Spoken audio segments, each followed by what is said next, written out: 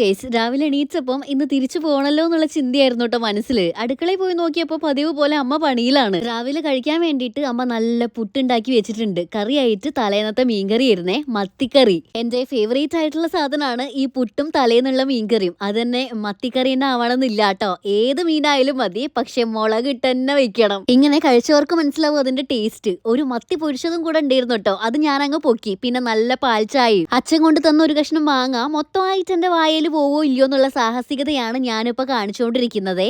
പോയി ഉച്ചയ്ക്ക് ചോറും തിന്ന് എന്റെ സാധനങ്ങളൊക്കെ പാക്ക് ചെയ്ത് വെച്ച് ഞാനിതാ ഏട്ടനെ വെയിറ്റ് ചെയ്ത് നിൽക്കുകയാണ് കേട്ടോ. ജൂഡിക്ക് മനസ്സിലായി ഞാൻ പോവാണെന്ന്. അപ്പോഴേക്ക് ഇത് ഏട്ടനും വന്ന്. നല്ല ചൂടൊക്കെ അല്ലേ, വന്ന പാടെ ഏട്ടന് സംഭാരാണ് കേട്ടോ കൊടുത്തത്. ചെറിയൊരു വിഷമുണ്ട്, എന്നാലും കുഴപ്പമില്ല, ഇറങ്ങിയല്ലേ പറ്റൂ. അങ്ങനെ ഞങ്ങളിത് ഇറങ്ങി കേട്ടോ. ഞങ്ങളുടെ കൂടെ അച്ഛനും അമ്മയും ഉണ്ടായിരുന്നു. അവർക്ക് വേറൊരു സ്ഥലത്ത് പോവാനുണ്ട്, അപ്പം വഴിയിൽ ഇറക്കണം. സിനിമയ്ക്ക് പോയ വീഡിയോയില് ചിന്നു എവിടെയെന്ന് കുറെ പേര് ചോദിക്കുന്നുണ്ടായിരുന്നു. അവൾ ഫ്രണ്ട്സിന്റെ കൂടെ ടൂർ പോയതാണ് കേട്ടോ. അങ്ങനെ അച്ഛൻ്റെ അമ്മേനെ ഇറക്കി ഞങ്ങൾ ഇതാ വീട്ടിലേക്ക് പോവുകയാണേ. ടാറ്റാ.